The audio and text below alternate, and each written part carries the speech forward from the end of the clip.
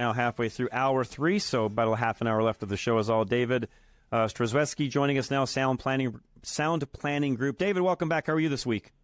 Hey, doing fantastic, John. Great to be with you. Always a joy. Talk to us about the Fed. I read this today. The Treasury is going to cut its borrowing, or it's changing its forecast, I should say, cutting it from $816 billion to $760 billion. So what, roughly $50 billion or so.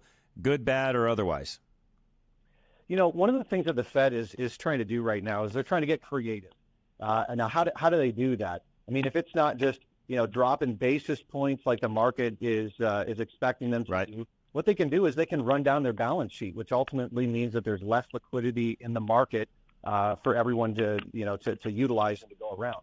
And so, in my opinion, I think that's what they're going to do, and they're going to continue to do, is they're going to continue to run off the balance sheet and allow the some of this lag effect on interest rates to catch up. And ultimately, I think they are catching up right now. It's just going to really manifest over the next 2 quarters.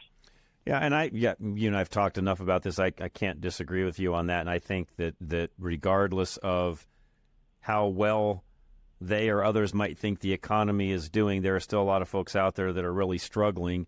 And in turn, David, I think especially on the interest rate side, and I know it's not an overnight thing, and I know the banks charge a substantial upcharge because when it comes to credit cards, they're an unsecured debt, so they get a lot more money out of it, and I get that. But man, when you're paying, some of these people are paying 28, 29% interest on a credit card, they've got to have some relief at some point in time.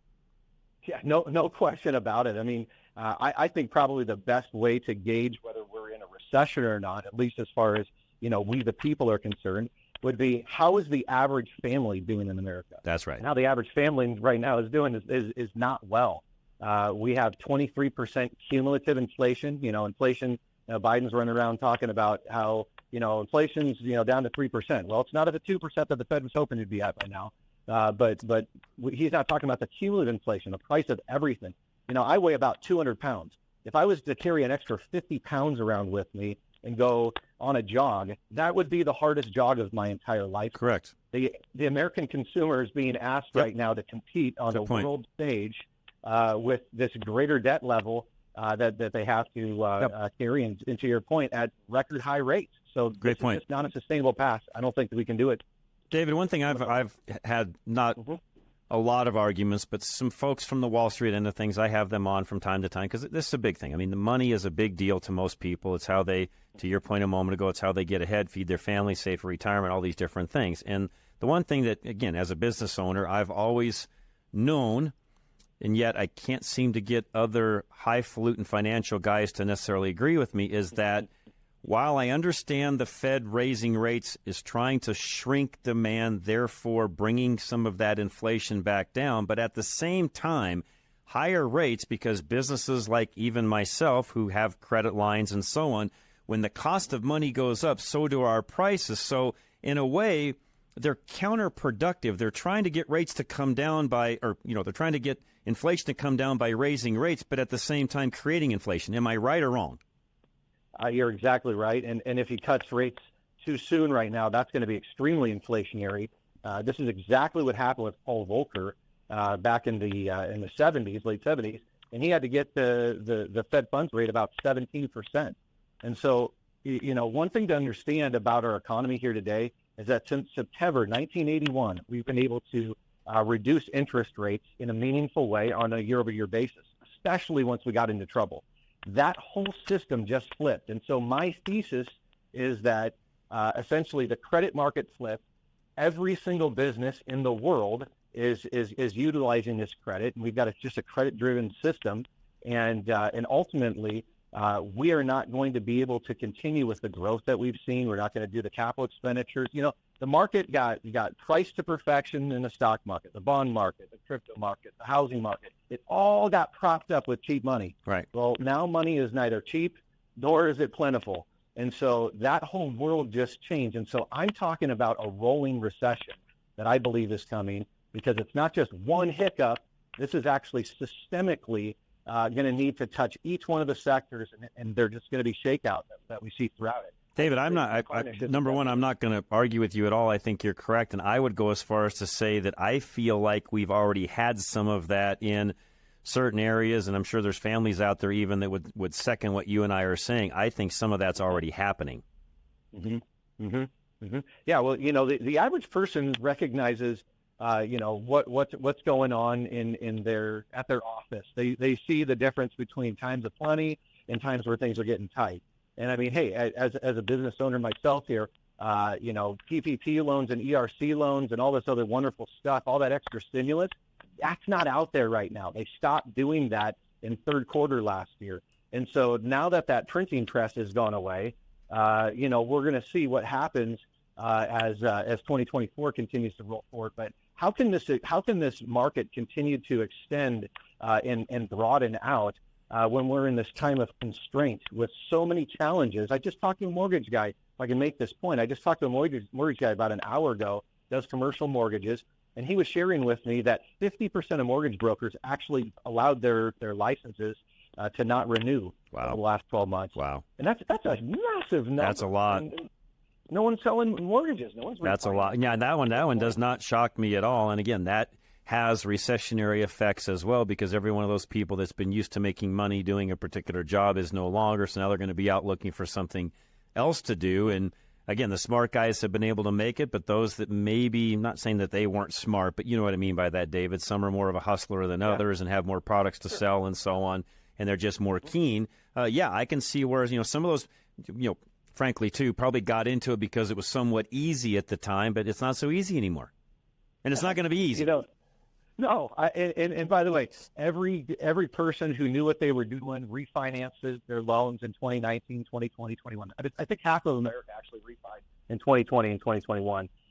So, it's a boom-bust cycle here. So it boomed so big because we went down to zero rates, but then ultimately fishing season's over and then you're out of business. And so, you can't, it'd be a long time to hold your breath on this one, I think, because the Fed's not going to drop them down to zero again. You can't afford it. No, I don't. Yeah, I mean, I would say even, I'll get your thoughts on this. I would think maybe by year end, because of the election year and so on, if they can get the 30-year, loan, a 30-year mortgage, I guess I should say, David, back down into the 5.5 range, I think that's going to, to me, that's their goal, and probably not a bad spot to be. People will still buy houses. That's not as affordable at 3%, but it's much better than at 8%.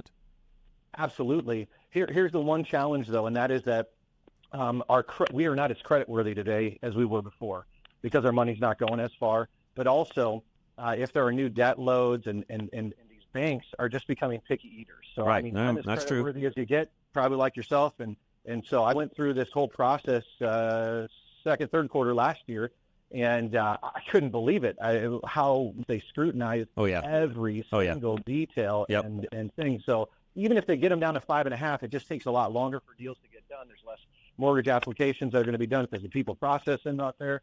And ultimately, I just don't see our housing market kicking up as strong as it was before. There's also no one selling their house because that leads into a whole nother conversation of just that's why I don't think the housing market's going to crash, because there's still not enough inventory. There's plenty of older folks, even like myself, running around that still own a home and don't plan on getting rid of it, and that's not going anywhere anytime fast unless something happens to me, which I still feel pretty well, David. So I don't think I'm going anywhere anytime soon. Reality is there's still going to be a shortage, if you would, on that end of things, on the housing end of things. Therefore, it's not going to crash.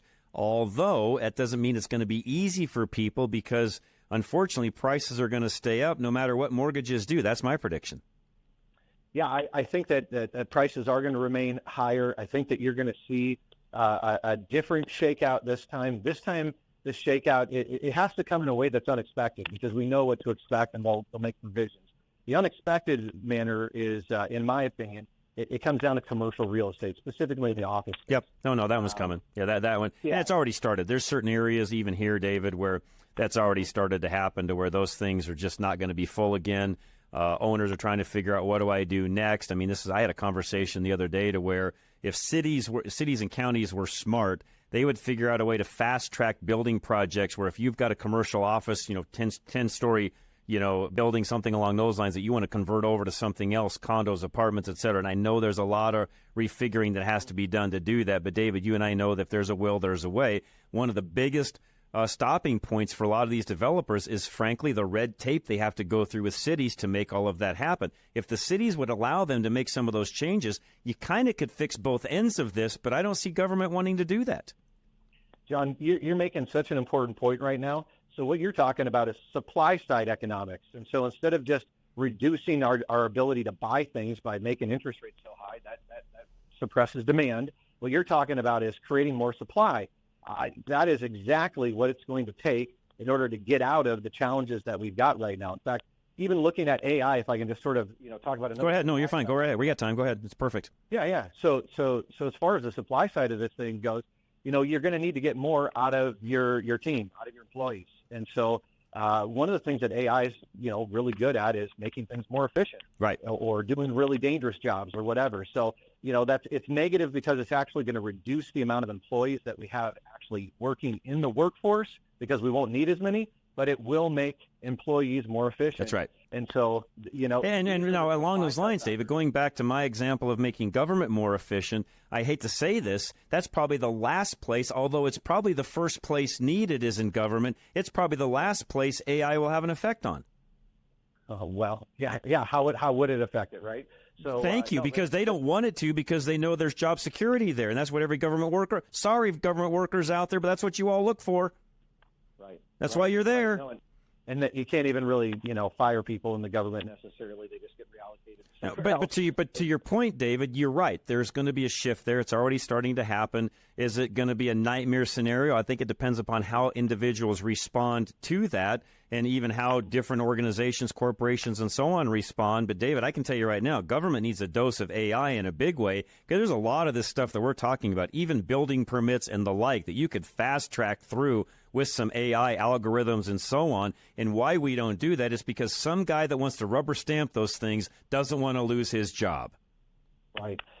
Well, John, this is why you're on radio, right? Is the national conversation, as more and more households begin to have this conversation, consider ideas like this, and recognize that we're probably not being as represented as well as we thought that we were, and that systems should be streamlined and made to be a lot more efficient than they ultimately are. This is where we, the people, have an opportunity every 2 years. That's right. To elect different congressmen and presidents in order to represent us in our specific interests. And so as long as we remain silent, then business as usual happens.